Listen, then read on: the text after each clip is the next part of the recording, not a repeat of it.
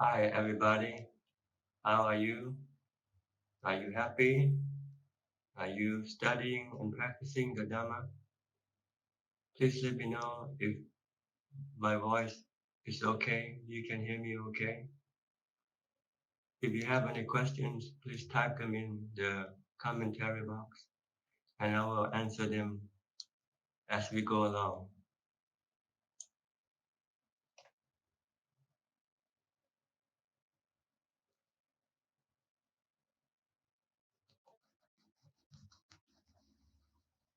We have about 1 hour to ask and answer questions concerning the Dhamma practice. If you have any questions, you can type them in the commentary box. NG Kusalo okay. Pauline soon voice good. Very good. How are you?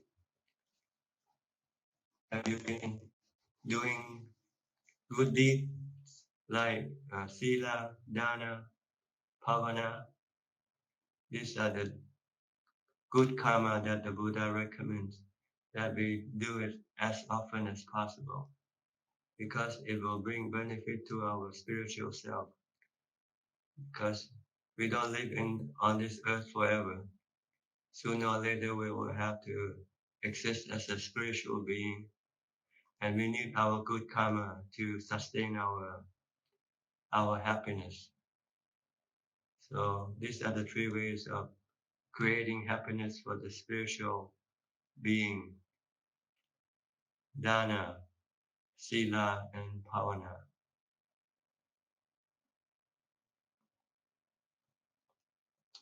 Okay,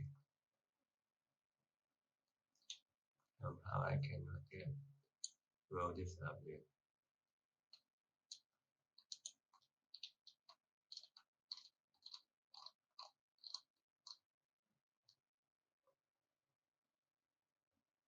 Let me see. I cannot see your questions. I wonder why.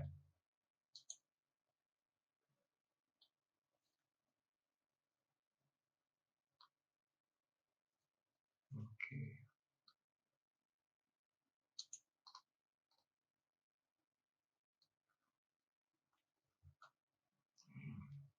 Something is wrong with the screen here. Let's see if I can restart it.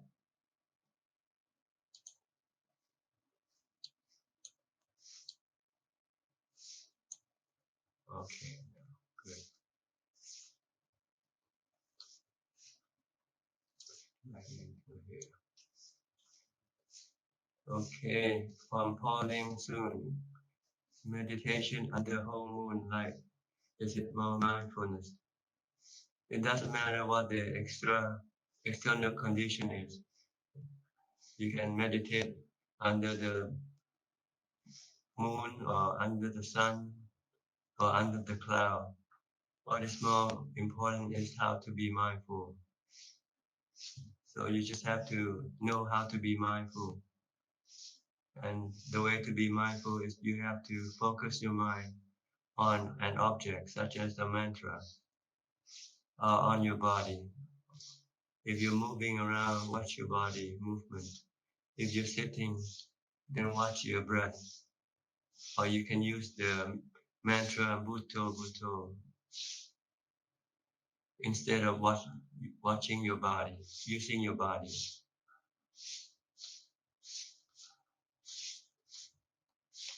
From Eric Sidner. Hello, Ajahn. After extremely painful relationship experiences, I think I'm learning how to finally love myself for the first time in my life. Really.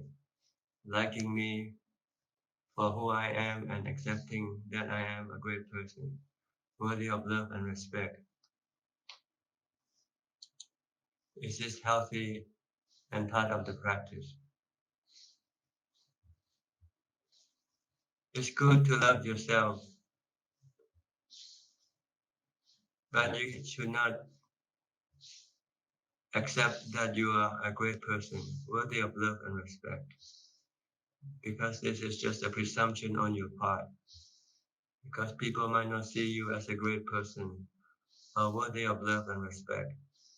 And in that sense, you can be disappointed and sad again. So the best way is not to consider yourself anybody or anything. You're just a knower, or if, or think of yourself as a nobody. Then when nobody give you respect or love, then you won't feel disappointed. So this is what we should train our mind to do, to be a nobody, no self. We're just a spiritual being, a knower, a knowing and a thinking being. That's all we are. And we should not look for happiness from other people or things. We should look for happiness within ourselves, which is peace of mind and contentment that we can get from our focus on our concentration on our meditation object. So this is what we should aim for, is to be selfless, just to be the knower and the thinker, and to think properly. Think there is no self. There's just a knower, and the knower can be happy when the knower let go of everything, not relying or depending on anything to make it happy. There's no such thing as healthy ego or self. Ego is is harmful to the mind. So you have to destroy the ego. Because when there's an ego, there can be craving and desire for the ego. Without the ego, then there will be no craving or desire. And when there's no craving or desire, there is no suffering, no dukkha. So the Buddha says, treat yourself as a nobody. You're just a knower. And your source of happiness is within yourself, not on other people or things. So get inside yourself. Get to the central of your existence, of your soul or your spirit, which is equanimity, by accessing the fourth jhana. Then you can be happy. Then you don't need anybody to make you happy. Then you don't have to prove yourself because there's no self to prove in the first place.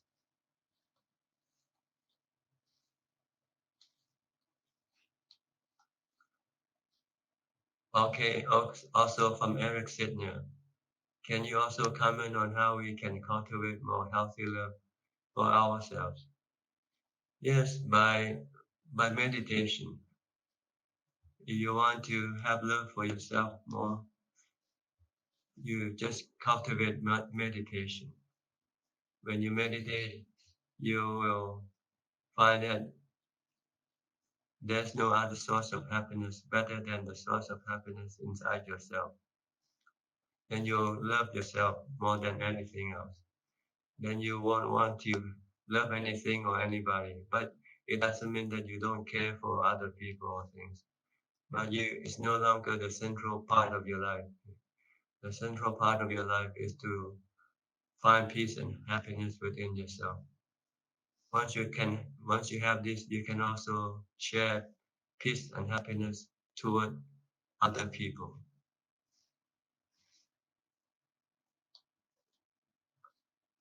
Question sent in to assistant.ajahn@gmail.com from Lake Nat Sharma, Bhutan.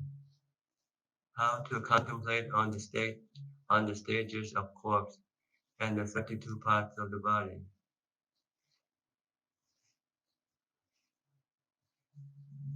The way to contemplate is to study, is to look at the 10 stages of the body. First, you can visualize according to how the Buddha explained in the Satipatthana Sutta, the floating corpse, for instance, corpse that being eaten by dogs and vultures, for instance. You just want to visualize these images, so to see the impermanent nature of the body and the no self aspect of the body. It's just body. It's just a material thing like everything else on this earth. No self, impermanent.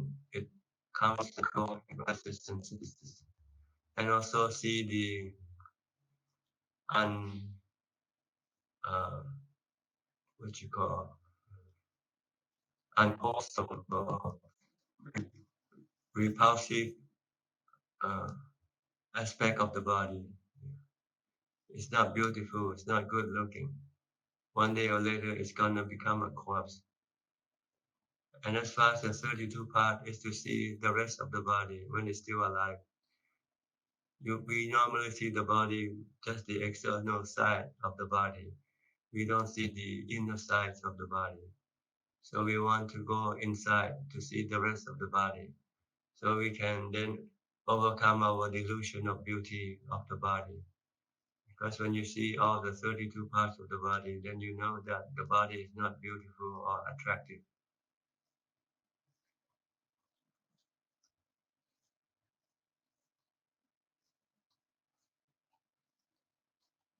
Falling soon, good Ajahn, try to increase our meditation. Rina Chi, Sadhu, Sadhu, Sadhu. NG Kusalo, very good, Luang Por. I have doubt about soul. According to my understanding, when a person passed on, the consciousness move on to look for a new body. Then how come there are wandering souls? That's because you haven't yet found a new body. See? To get a new body is not easy. You have long queues. You have lots of spiritual beings waiting to get a new body. So you might end up getting not the body of human beings if you did bad karma. You will get bodies of animal first. Because there are lots of bodies of animal as compared to the body of human.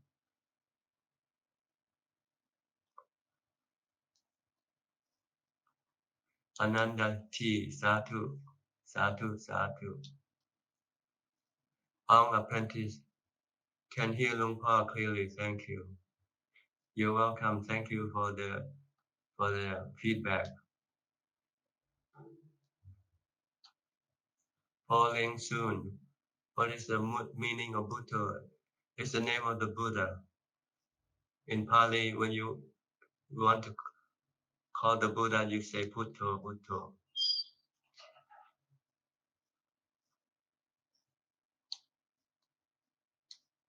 Okay, someone in Chinese, I cannot read.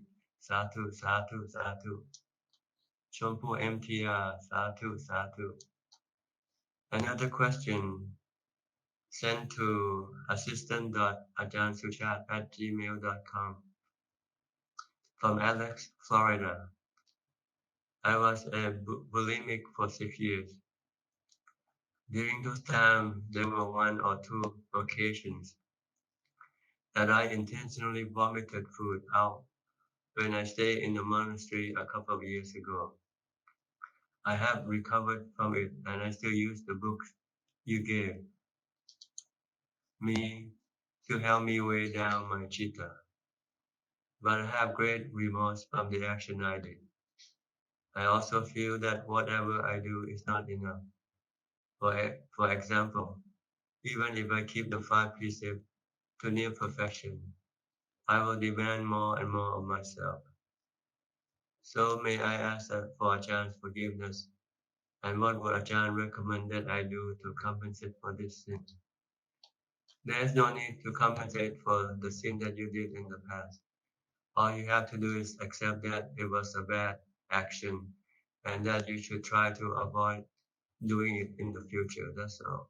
You cannot go back and erase the past. What you did in the past was already uh, done and it will take effect one way or another, sooner or later. But you can use the experience to teach you that it was a bad action and that you will try not to repeat the same action again. That's all you need to do. You don't need have to keep the precept or to do anything. Keeping the precept is good, but it doesn't have anything to do with your past action. Okay, so just accept the sin, the bad karma that you did in the past, and realize that it was a bad action, and we try not to do it again. That's all, and forget about it because there's no point thinking about it. It's already gone. It's already finished.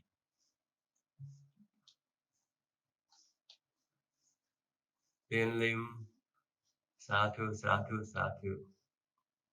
Another question from assistant.ajahn@gmail.com from Narayanan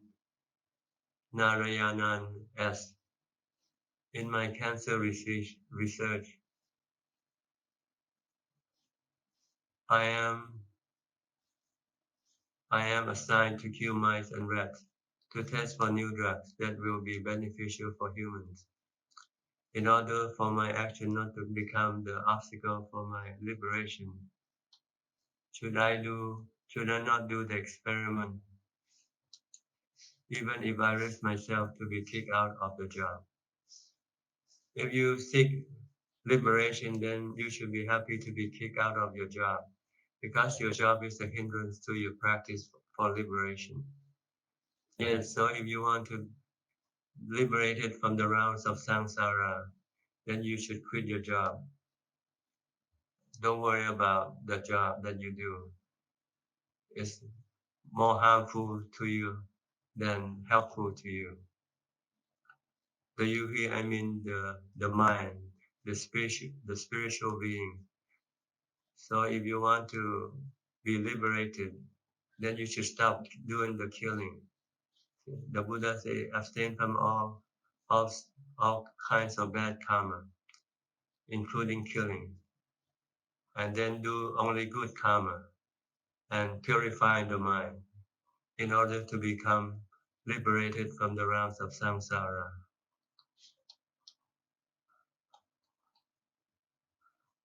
Ying Ho, Sadhu, Sadhu, Sadhu. Jojo, dear Ajahn, is it possible for an arahant after dying entering Nibbana state, wandering around to teach Dhamma to living beings? No, it is possible, but it doesn't, it does, it seldomly happen. If it happens, it only happens to certain individuals, that's all.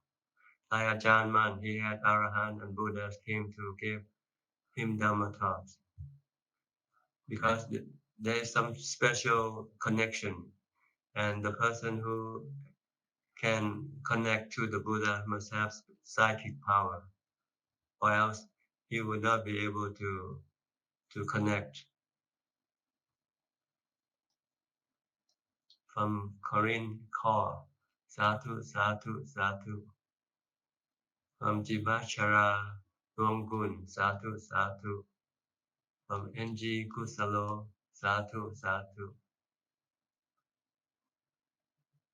Pauline Sun, how we know somebody is an arahant? Usually you don't know. You only know after the arahant dies and his bones became relics. If you want to know if a living person, is an arahant, one way is to study with that person. And if he can teach you to become an arahant, then you are quite sure that he must be an arahant himself. Otherwise, it's very difficult to know whether a person is an arahant or not. Albert Hugh, how do you explain the last breath movement, Ajahn? There's nothing to explain. The last breath is the last breath. That's all it is. When you reach your last breath, then that's the cessation of life, cessation of the body, that's all. But not the cessation of the mind. The mind then just separate from the body and move on and leave the body as a corpse. Hui Mun Ting, Satu, Satu.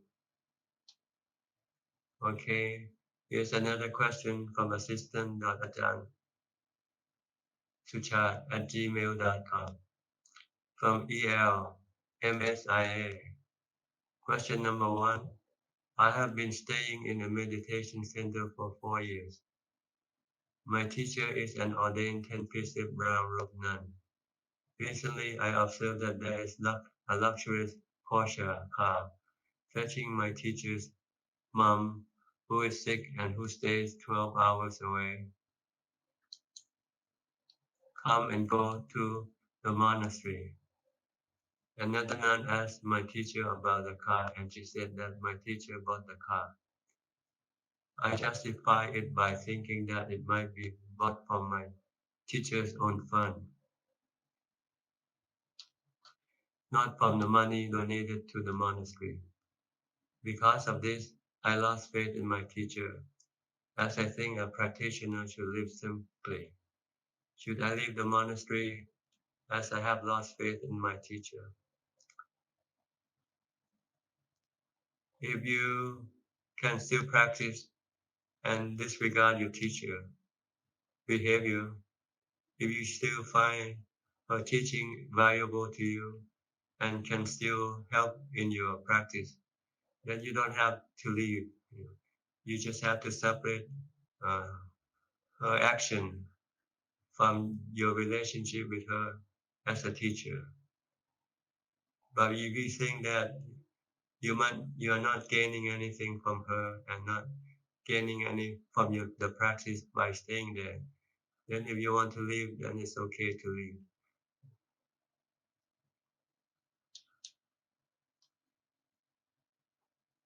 From ELMSIA Malaysia. Okay, sorry.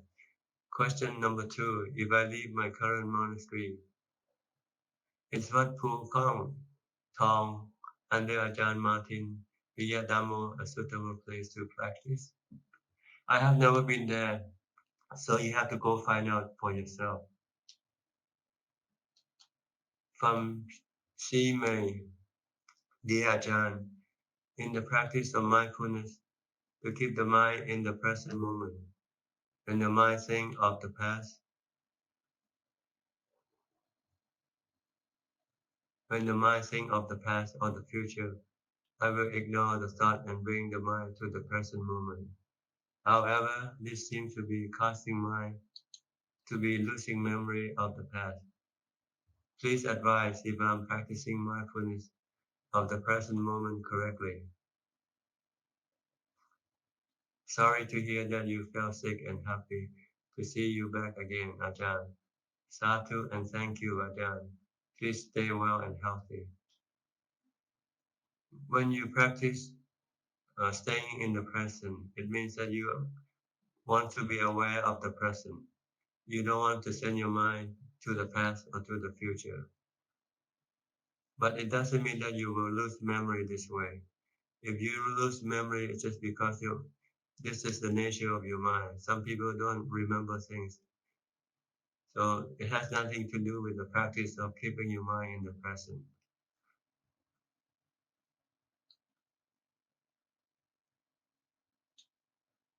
From Nirosha, Namaskar Ajahn. From Chinese character, afternoon Bante. After experiencing physical body pain, how can I lead a good life? Because I have tried impermanence, and I feel we may healthy today and sick or die tomorrow.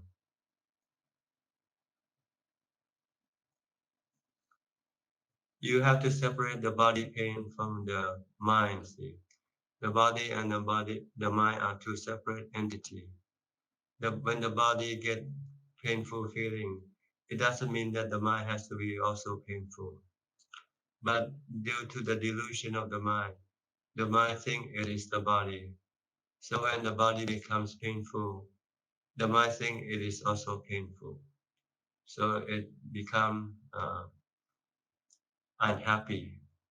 So what you should do is to separate the mind from the body by doing mindfulness meditation. When the mind becomes calm and it will have equanimity, it then can remain calm and peaceful even when the body as painful feeling. And then you can find that you can still continue on living under the impermanent nature of the body. The body isn't the mind, and the body doesn't get old, get sick, or die with the mind.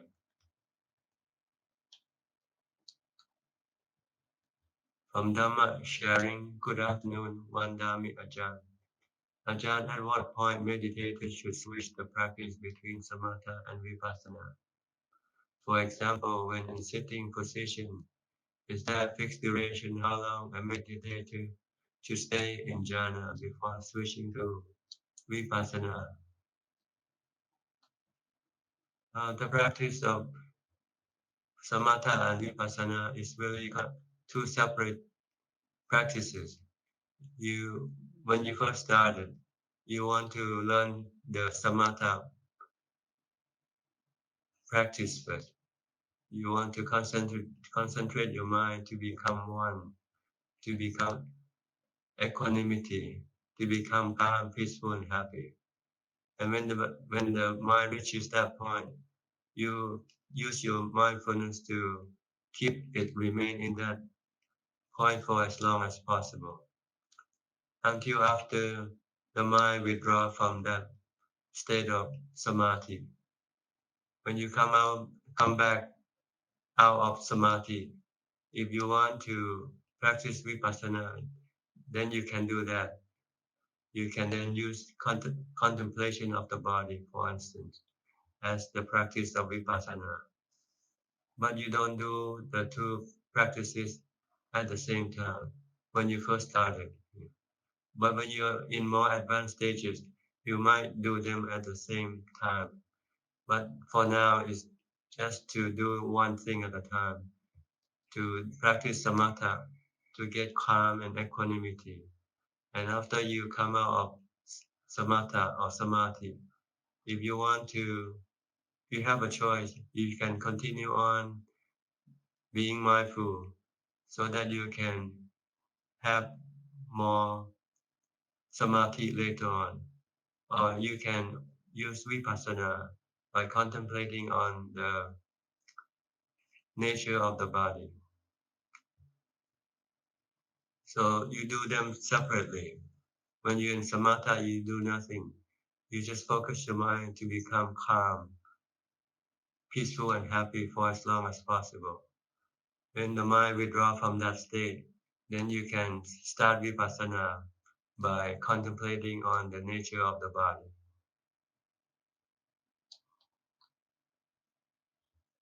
From Nirosha, what will happen to the person no traits after attaining Nibbana?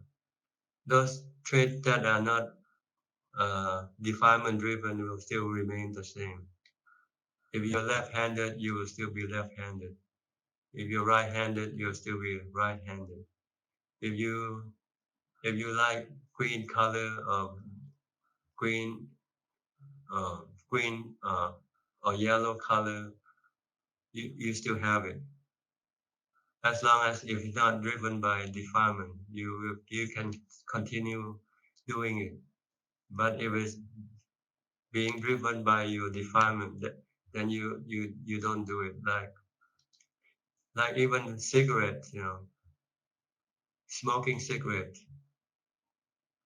If you used to smoke before you become enlightened, and after you become enlightened, if somebody offer you a cigarette, you can take a cigarette and smoke. But you don't crave for cigarettes. You don't go buy cigarettes when you don't have cigarette to smoke. But it's okay if someone gives you a cigarette to smoke, you smoke. But you're not attached or you have no craving for them or coffee or anything. Whatever you used to like, you can still like them. But you have to keep them within the bound of Dhamma, not under the influence of the defilement.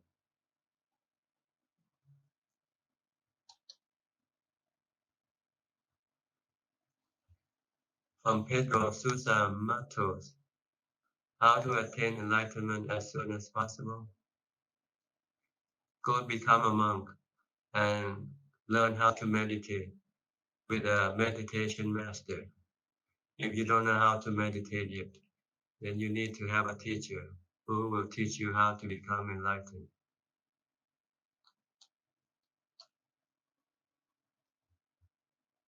Another question from assistant.Ajahn Suchart at gmail.com. From Alex, the most important thing is for you to forgive yourself. Oh, I'm sorry, somebody replying to Alex's question. The most important thing is for you to forgive yourself. In Buddhism, there is no supreme creator to forgive anyone of their sin. From Nobiti, Sadhu. From Albert Hill, Sadhu. From Madeline Chin, Sadhu. From Annie Mae, Sadhu. From Pauline Soon, how to define relic from lay people who after die. Lay people usually don't have relics. The bone remains bones. See, it's only those who are become enlightened when the bone turns into marble, turn into stones, for instance, turn into precious stone, looks like precious stone. Here's another reply to Alex. Don't be judgmental. Just do your meditation and be mindful. From Otik Bin, dear John, does rebirth take place instantly or is there an intermediate state?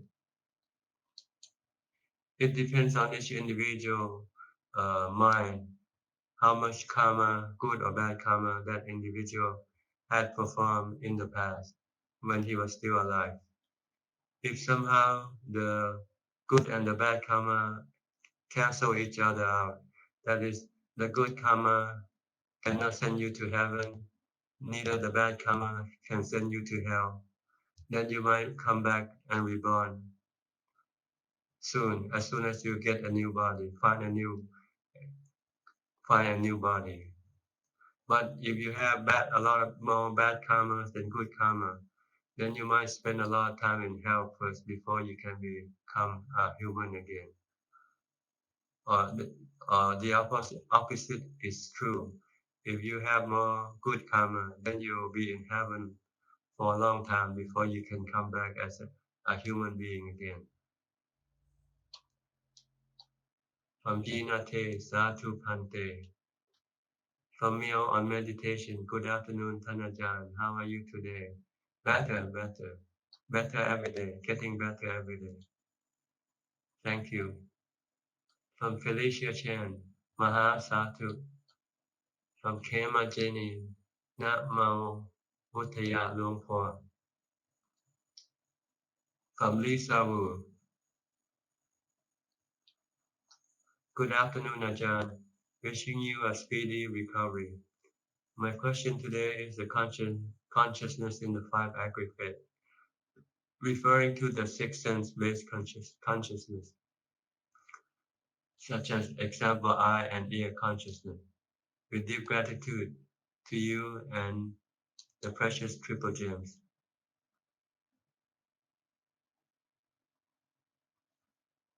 We'll see the aggregate has the five, what we call the five central objects and five central organs, and the five central consciousness. The sixth one is the one that has to do with the mental consciousness. This one is the way of the thoughts within the mind itself that makes up the six.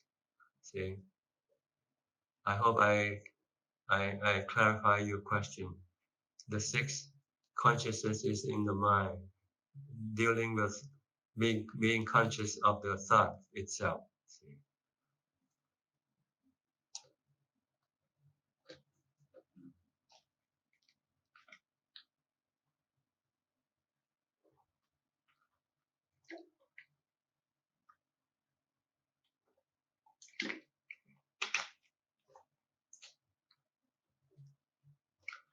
Okay, sorry, take a little break.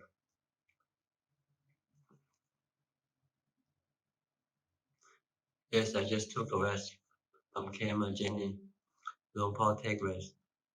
NG Kusalo, หลวงพ่อ if lay person does not practice meditation and do not have mindfulness during the last breath, will he/she moves to the lower realm? It depends on the good or bad karma he did when he was still alive. So the good or bad karma will decide which realm the mind will go to after death.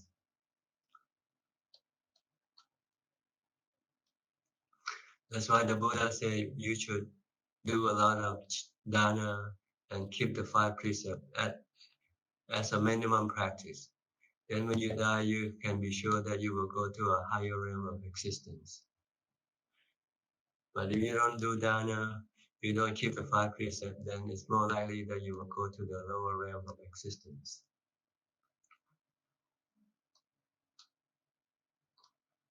From Malik Vitarana, in the smile of the raft, in the simile of the raft, once the stream has been crossed, one is advised not to carry the draft with you, but let it drift away. Does the one who is enlightened let the Dhamma go, Ajahn?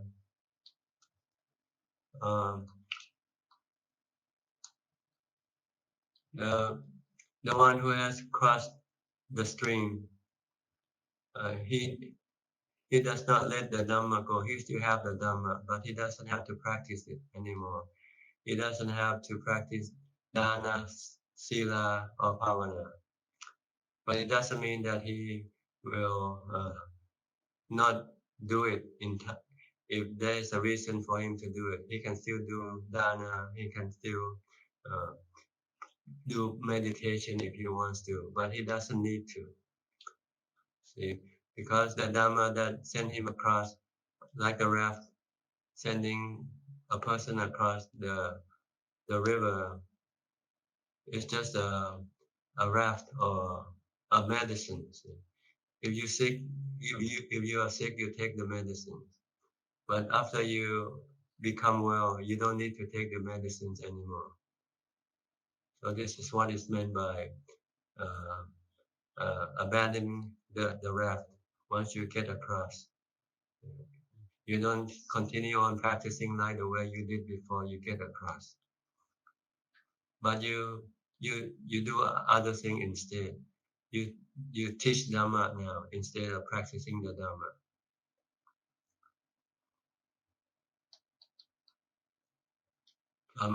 From Avi, STHA, Namaste, Ajahn.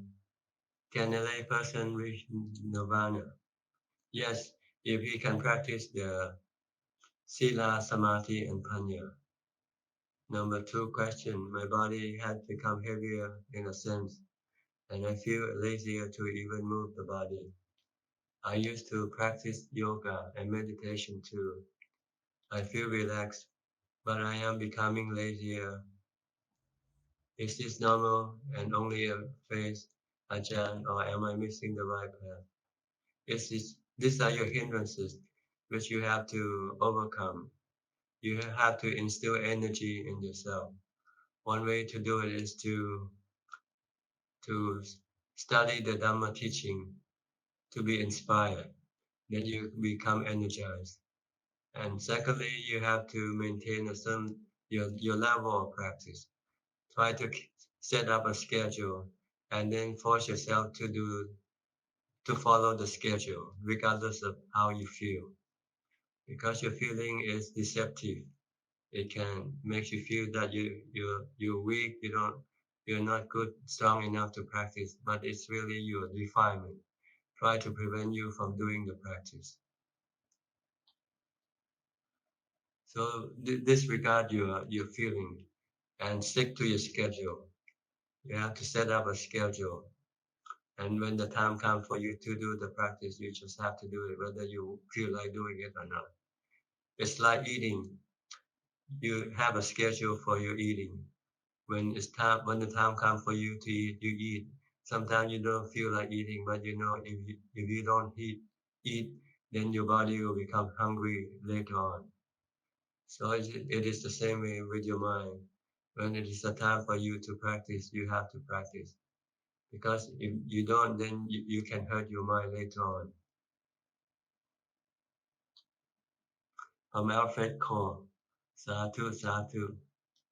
From Simei, thank you, Ajahn. After attending 3-day online retreat and have to come back to work today, I need 5-10 seconds to think of a few of my colleagues' names. This seems to occur repeatedly every time I do a retreat. Is this normal? Sadhu and thank you, Ajahn. I guess it is normal for you. Each individual may have different uh, have different effect from their practices.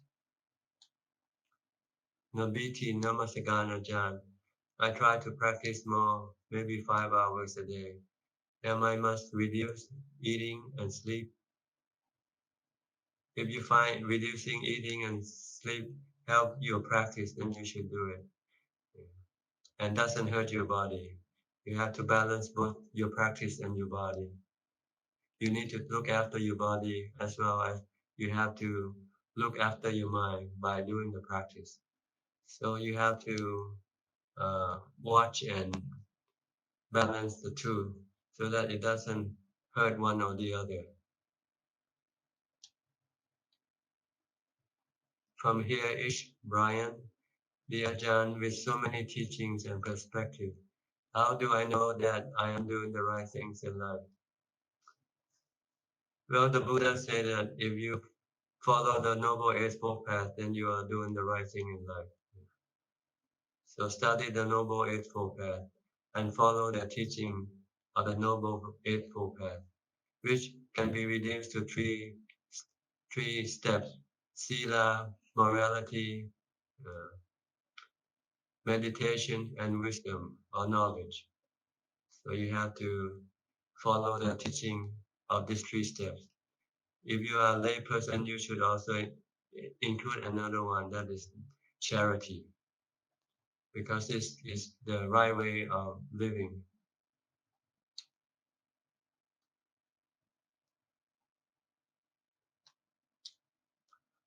From One Vimun, Gab Satu. From Ui Bun Teng, dear Luang Por, when rebirth takes place, our karma will follow our consciousness to go into the next life. How about our perception? Yeah, it will go with your mind. The 4 nama khandhas, such as Vedana, Sanya, Sankhara, and Vijnana, goes with the mind. But it will be influenced by your good or bad karma.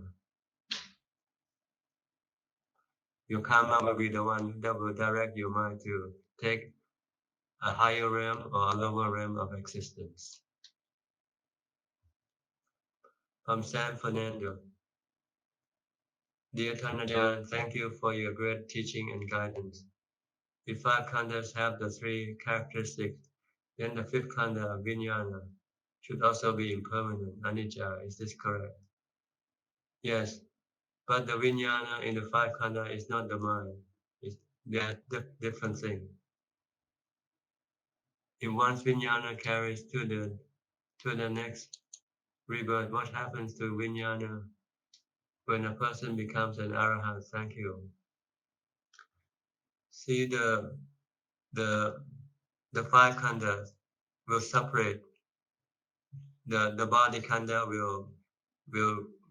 will die one day. Then the 4 khandha will go with the mind. That's all.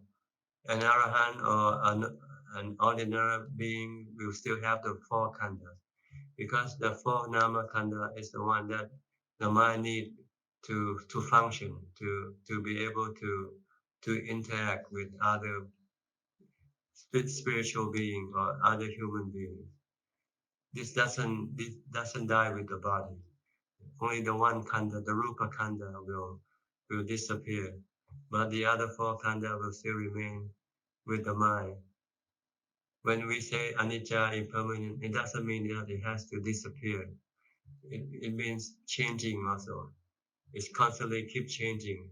Your consciousness keep changing.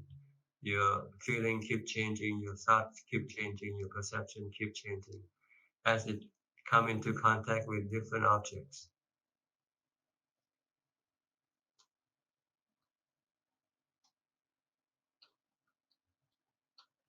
when a person becomes an arahant, the mind is still the same like before he was an arahant.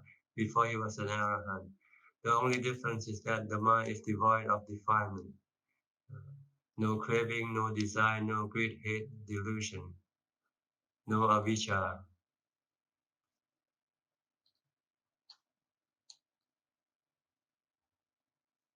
Somebody replied to Pauline soon. The stone have many colors? I guess so. I guess so. San Fernando, wish you a speedy recovery. Tanajan, thank you. Jojo, dear Ajahn, when a person dies and stays in spirit form, how many step khandas left? Four. The four nama khandas still are around. It is this four nama khanda that will be influenced by the good or bad karma to produce a virtual world for the spiritual beings to exist in. See? Like the dreams that we dream at night. This is a spiritual world being created by the four namakanda and influenced by the good or bad karmas. If you have good karma, you will have good dreams. Then you will feel like you are in heaven. And if you have bad karma, the bad karma will influence the four namakanda to create unpleasant existence, spiritual existence, bad dreams.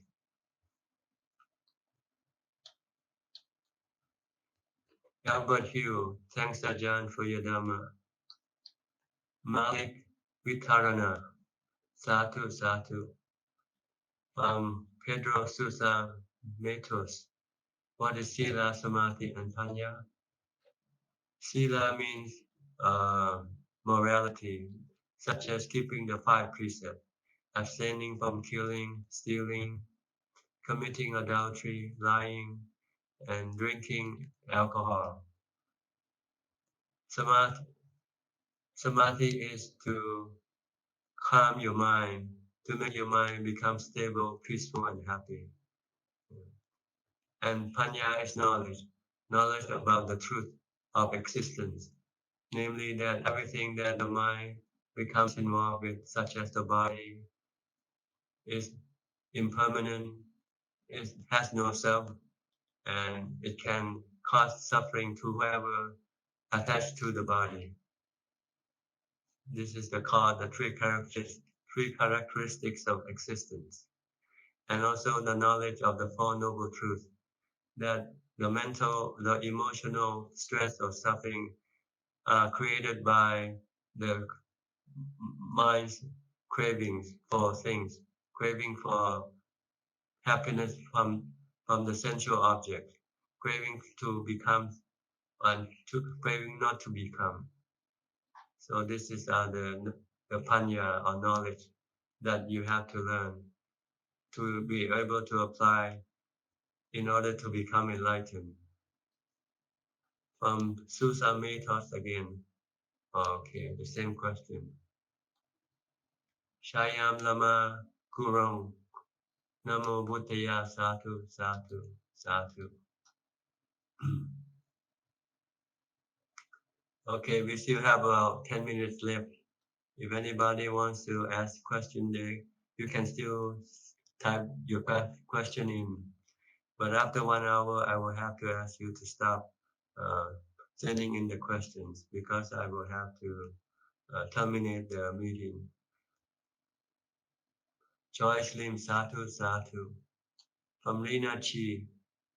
Dear Ajahn, all this while I doing dana only, offering of food to the monk and building fund, bring load of devotee, bus load of devotee to dana at temple, but I cannot meditate. Another thing is I don't have time also. You can start by learning how to meditate. You cannot just suddenly meditate. Meditate requires that you first have to develop mindfulness. And in order for you to have mindfulness, you can develop mindfulness by chanting first. It's when you want to meditate, when you sit and you cannot watch your breath, then you should do chanting first. Chanting for as long as possible. The longer you chant, the more mindfulness you will have. And after you finish chanting, then you might be able to sit and watch your breath. So this is something that you have to do before you can meditate, is to develop mindfulness. And then another method of developing mindfulness is you can do reciting a mantra Bhutto Bhutto all the time during your waking hours, from the time you wake up to the time you go to sleep. Whenever you can remember, just keep reciting Bhutto Bhutto to stop your mind from becoming restless and agitated and not mindful. From Joshua Light, good afternoon, Ajahn. How many Buddha appear in the world? Usually one Buddha at a time, and the space that of time between them is very long time. Many million years will one Buddha appear in the world at a time. May, thank you, Ajahn. Sadhu, sadhu. Falling soon. Practice meditation under moonlight. Luna 15. Is it good? Yes, it is good to practice at any time, any day, anywhere. The more you do, the better it is. Nobiti Wandami Ajahn. From Susamitos, I read that Buddha was able to remember his past life through meditation. Can I do the same? This is a special psychic power that doesn't come with everybody. Some people have this, some people don't have it, but it's not essential for your enlightenment. So the Buddha doesn't require that you have to remember past life in order to become enlightened, because very few people have this psychic power, this ability to recollect past lives. So if you don't have it, don't worry. All you have to do is calm your mind, make your mind peaceful and happy, and then teach your mind to let go of all things that you attach to, and then you can become enlightened that way. From Java ka Franco, กราบนมัสการหลวงพ่อค่ะ From Shupendi Vijaya, Namo Buddhaya Ajahn, may you be happy. From Oi Bunteng, dear Luang Por, have a speedy recovery. Thank you. Someone replied to Paul. Very good, Buddha enlightened when 15. Most of venerable as well. Okay. Sadhu, sadhu, anumodana Mahajan. From Kinjinilin Poor, Kim Echua, sadhu. Anuma Gelboa, sadhu. S. L. Fong, sadhu. Kwang Meng Su, sadhu. From Varataya Asagun, just arrived at Cheon Mountain for my retreat. I will be working hard on my mindfulness, and when I'm finished, I will go pay my respect to Tanajanga. Yes, please stay mindful all the time, from the time you get up to the time you go to sleep. Don't think about the past or the future, about any other thing. Just keep it in the present, here and now. From NT Kusalo, Long Paul, thank you for the Dhamma lecture. Sadhu, sadhu. Pante Panya, Namaskar Ajahn. I'm very grateful for your teaching and translation of Tanajan Mahabur lectures. I am currently practicing alone here in Chiang Rai, and I just want to say thank you for helping me overcome the hindrances I wanted to overcome. Sadhu Prajan. Yes, happy to hear that. Hope you advance in your practice. Keep doing the practice. Keep being mindful. And I'm pretty sure that you get there one day. Like the Buddha said, if not 7 days, then 7 months. If not 7 months, 7 years. If you don't stop practicing. From Alan Gore, dear Luang Por, during meditation, when one experiences bright light with such explosives simultaneously occurring in their forehead, what does it mean? It doesn't mean anything. It's just a mental phenomenon which you should just disregard. You should not. You should ignore and then come back to your concentration. Come back to your meditation object. This is part of the byproducts of meditation. When you practice, when your mind starts to become calm, then things like this can happen. But you should not pay any attention to it. You should just ignore and keep continuing on with your concentration if you want to go deeper inside your mind to eventually get to equanimity, peace, and happiness.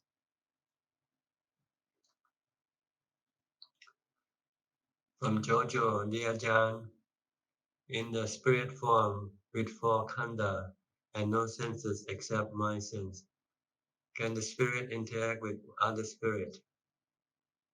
Yes, because it depends on the spirit themselves have the psychic power to interact or not. Like the Buddha, he used his psychic power to interact with other spiritual forms. So I think they have to have psychic power, a special ability to interact with other spiritual forms. Otherwise, it will just exist in its own virtual world. From Joshua Light, do Buddha exist in other universe or planets? See, all beings, all spiritual beings exist in the spiritual world realm of existence. Uh, the universe here is what we call a physical world, physical world which the body exists on. And the spiritual being, like the mind, send its stream of consciousness to connect to the body in this universe or planet. But it doesn't live in the physical universe. All spiritual being, Buddha or not Buddha, lives in the spiritual world. From Rina Chi, thank you, Ajahn. From Sammy Fernando, thank you for your Dhamma. What happens to the four Dhamma Khandha when an Arahant attains Nibbana? It still remain, it's still the same. Yeah. It's still, it's still like the Buddha when the body gets sick, he feel tired. He tell his attendant, my body is tired. Please lay me a piece of cloth for me for the body to rest, for instance. The four khandhas still do the same function as before. The difference is that the four nama khandha is not under the influence of the defilement anymore.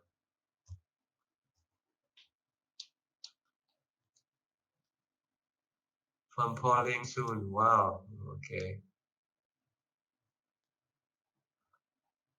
Another question from assistant.ajahn@gmail.com from Dawn, Malaysia.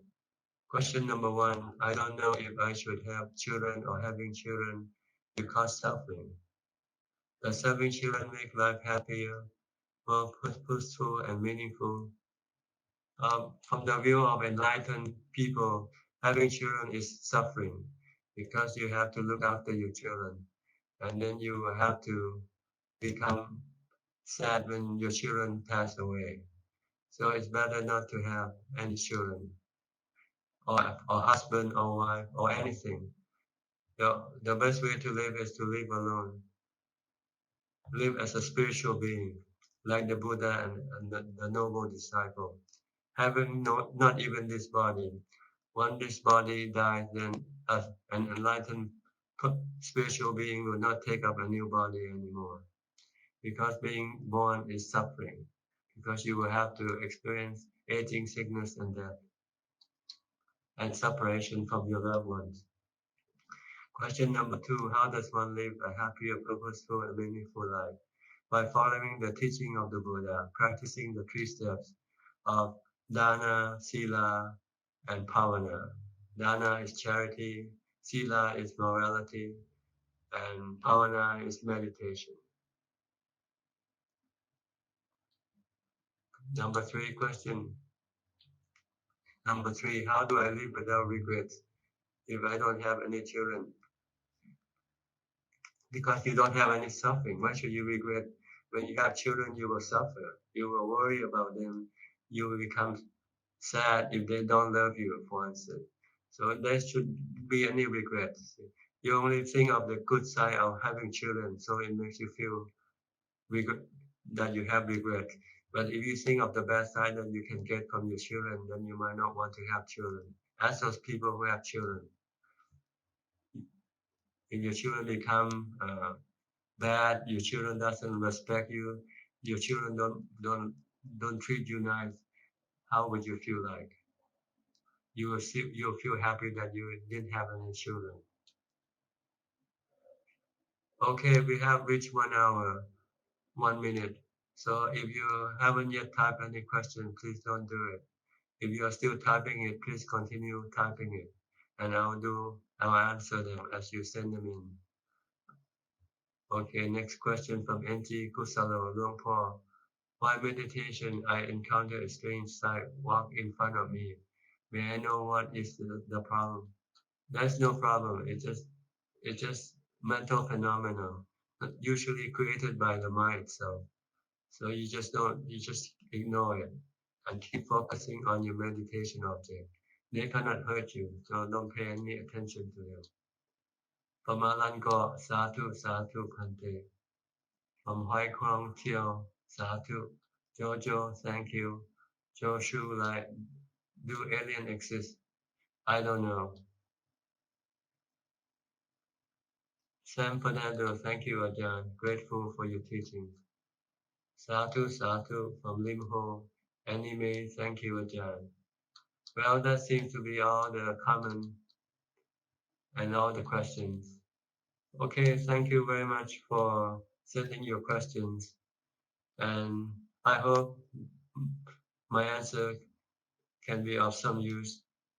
And if you like to ask more questions, just wait for the next live Q&A. When I'm available, I will come on again. In the meantime, please continue on practicing and stay happy, stay safe, and stay positive. Keep looking up to the Buddha, Dhamma, and Sangha for inspiration. Thank you and goodbye.